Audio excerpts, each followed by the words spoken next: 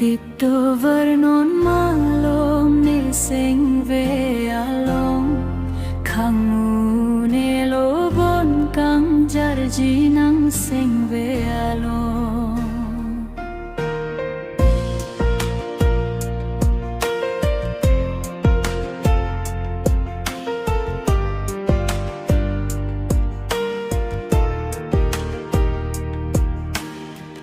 Ni juji alam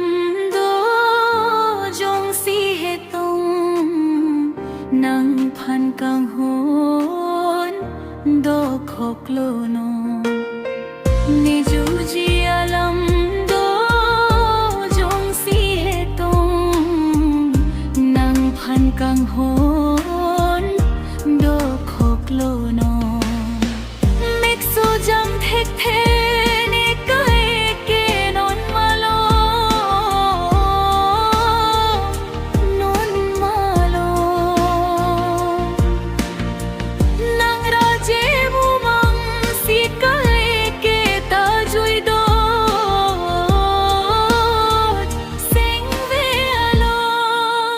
Dip do ve non malom ne sing ve alom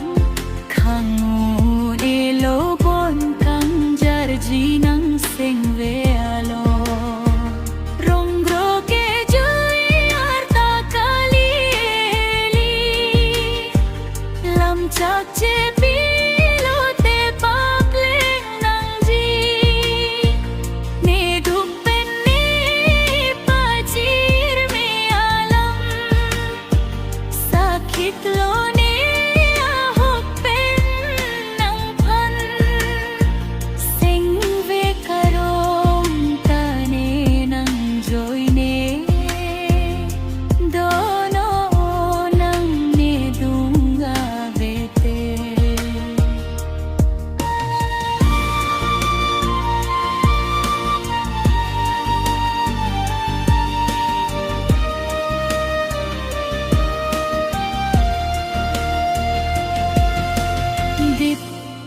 Dip do vernon malom ne sing ve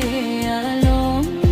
Khangu ne lo bon kang jarji nang sing ve alom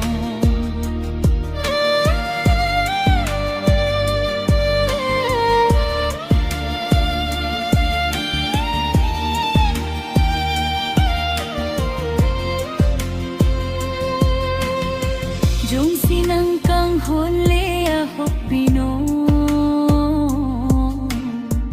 Ora nam pini nang pache tang lo Pini ason kene sing ve karo Avelang lapu anne kayalo Rana mahir jumele dolope che tong ve ji pu sing ve che the mangun ka he man lat pa son lo ne mangun na lam che khok chi pu pe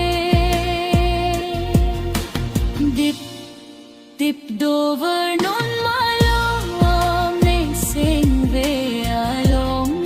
Khangu ne lo bon kang jarji nang sing ve alom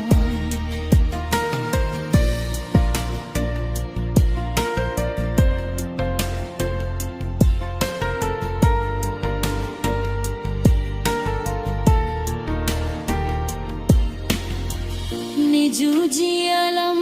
do jong si he tong nang phan kang hon do khok lo no mek so jang thek the ne kai ke non malo non malo nang raje mu mang si kai ka goj do sing ve lo dip do ve no